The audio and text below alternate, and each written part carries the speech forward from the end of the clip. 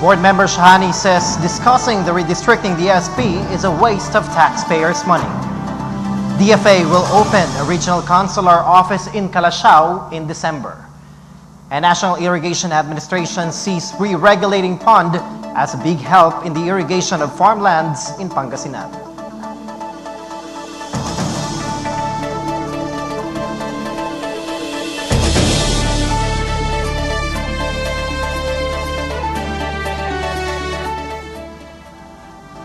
I'm EJ Dangla. Good evening. 6th District Board member Ranjit Ramos Shahani says that the provincial board should not waste the taxpayers' money discussing the redistricting and or even the boundary dispute, since the ones in charge with these issues is the Congress of the Philippines and not the Sangguniang Panlalawigan. The redistricting plan was proposed anew by board member Alfonso Bince Jr., also from the 6th District of Pangasinan, under Provincial Resolution Number 4-2013, passed by the Sangguniang Panlalawigan about 2 weeks ago, resulting in the formation of an ad hoc committee to conduct public consultations about adding 2 districts in the province. Bince said that there is a need to add 2 more districts in the province, considering the province's population, which is about 2.8 million, and it will be greatly benefited since the additional districts would mean additional funds for social services. In the first consultation attended by Congressmen, only Representative Rosemary Baby Arenas of the 3rd District supports the idea of redistricting, while the other 5 congressmen want their respective districts to remain intact. Meanwhile, Shahani expressed belief the boundary dispute between Pangasinan and Nueva Vizcaya and Benguet should be solved by creating joint development projects that will benefit all the provinces instead of resorting to adjudication. The Department of Foreign Affairs, or DFA, will establish a regional consular office at the Robinsons Mall in Calasiao by the 4th quarter of this year. According to board member Ranjit Shahani, the earlier suggested as venue of the regional consular office were Dagupan City, Lingayen, or Urdaneta City, but Calasiao was chosen as by DFA because it doesn't need to rent an office there. He said these will enable the people of Pangasinan, including Tarlac, Nueva Ecija, and Zambales, easier time to apply and be issued their passports, which are a requisite for the travel abroad, since they need not travel to La Union anymore for processing. The said regional consular office will be inaugurated by the last quarter of this year, with Senator Grace Poe and former President Fidel V. Ramos joining Governor Amado Espina Jr. in the ceremony. Engineer Reynaldo Mencias, project manager of the Agno River Integrated Irrigation Project, or ARIP, of the National Irrigation Administration, has proudly shared to the Sangguniang Panlalawigan yesterday that the construction of the re-regulating pond of the San Roque Dam is over. During the question hour with board member Alfonso Bince, he said that the pond is a very important structure which will store water released by San Roque Dam. Engineer Mencias added that water stored in the re-regulating pond will irrigate farmlands. Kasi po ang regulating pond, ang pangangailangan po ng patubig ay 24 hours. Ang power generation po ng San Roque ay mga 8 to 10 hours lang. So, yung i-release nilang tubig ay itong regulating pond ang siyang mag-i-store ng tubig para magamit ng ating mga kaibigan sa SCA ng 24 hours. Says that this re-regulating pond will help farmers increase their production of palay by 10 tons a year. But board member Danilo Uy says that this is impossible because of the capacity of farmers. Regarding dun sa sinabi ni Engineer Mencias na additional 3.8 tons to 5 tons per hectare, I think that is impossible, dahil sa ngayon, average natin is nasa 7 to 8 tons. Pero yan is malaking production na yan, o good na yung production na yan. Pero kung madadagdagan mo ng 5 tons, 13 tons, medyo hindi ka panipaniwala.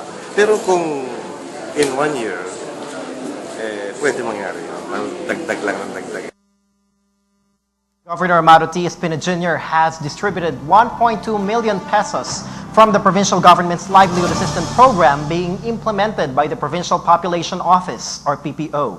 Some 800 persons from 10 community associations and cooperatives from different towns of Pangasinan benefited from the said fund. Each association and cooperative received amounts from 85,000 pesos to 150,000 pesos for income-generating activities. With modern technology dominating the world, the way people do art is now changing. The question is conventional art dying? Here's Luis de la Vega's report.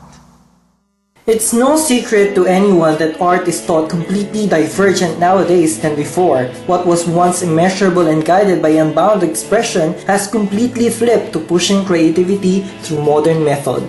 iPad painting apps, mobile sketchbooks, and outline draft for notebooks.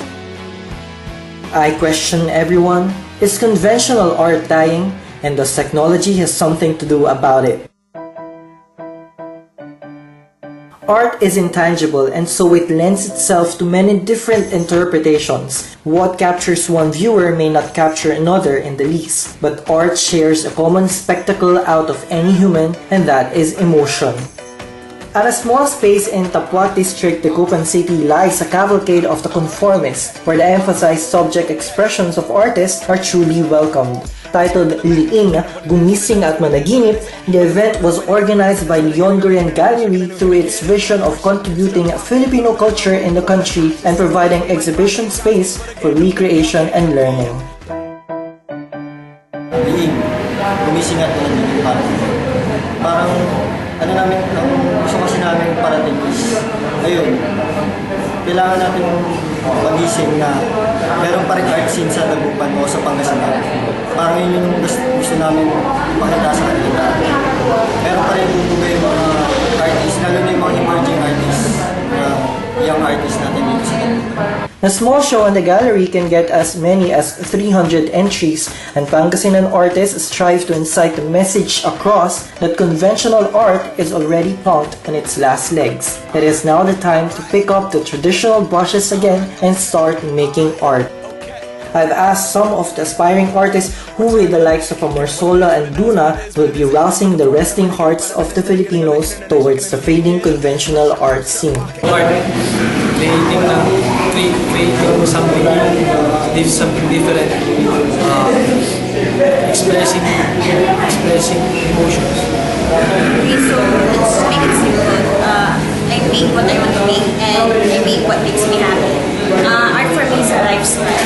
Para sa akin, walang art, walang purpose sa buhay na to.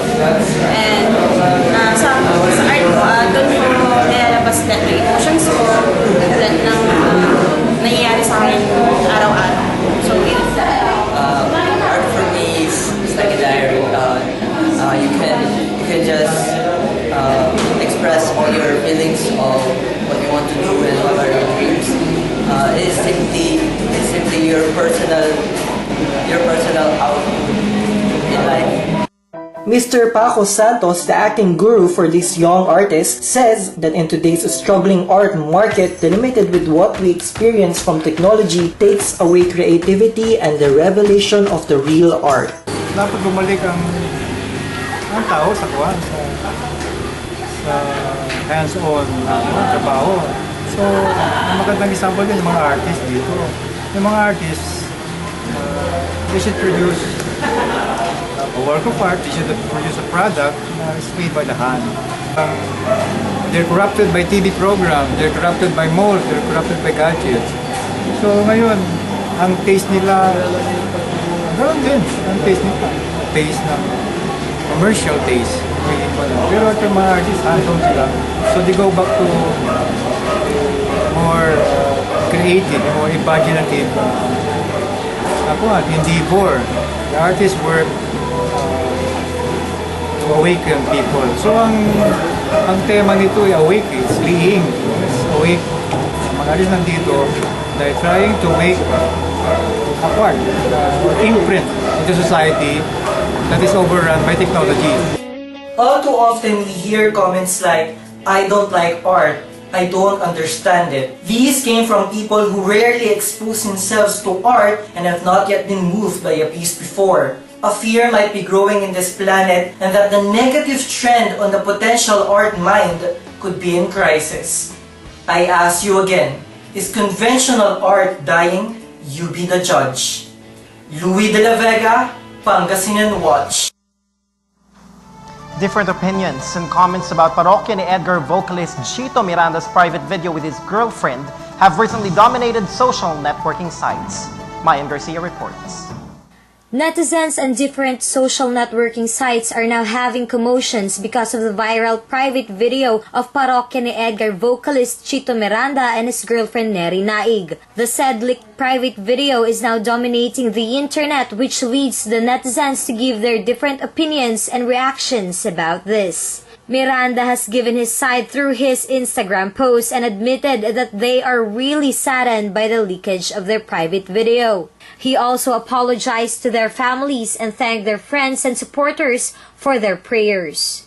He also adds that their hard drive was stolen from their room in their house along with other stuff. Friends of the couple from showbiz has asked the netizens to just respect them since this issue is considered sensitive. Neri Naig, on the other hand, stays quiet about the issue.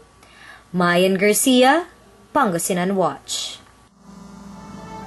And that was today's latest news and information in the province of Pangasinan. I'm AJ Dangla, and this is Pangasinan Watch of Talk TV Global, broadcasting from Pangasinan to the world.